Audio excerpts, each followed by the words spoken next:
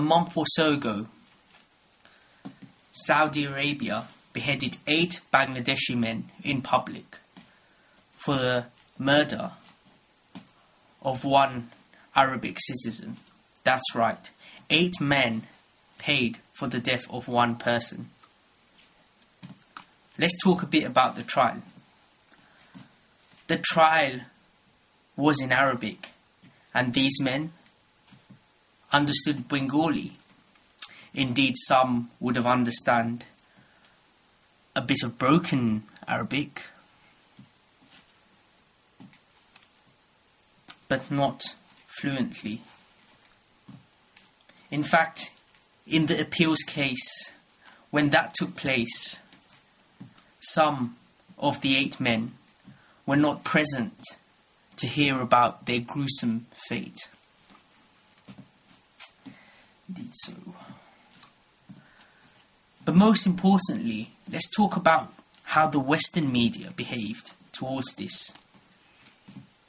I mean,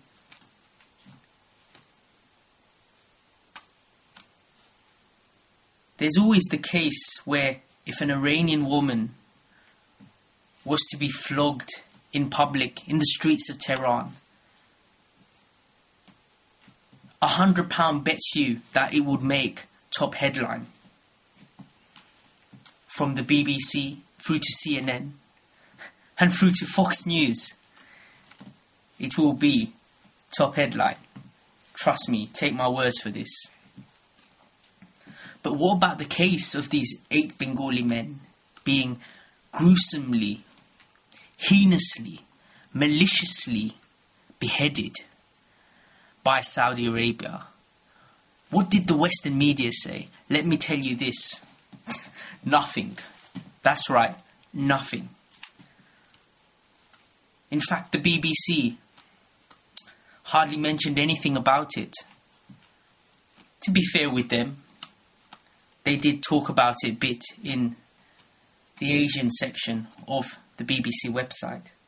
But apart from that, it wasn't main headline material, despite the fact that 8 men were publicly beheaded in a very gruesome manner.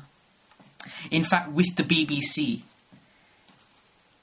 and you won't believe this, especially the Bengali community in the UK, who would be astonished that a report about Kate Middleton's shopping trip in New York was more of a headline. That's right, it reached more of a headline than the public execution of 8 men.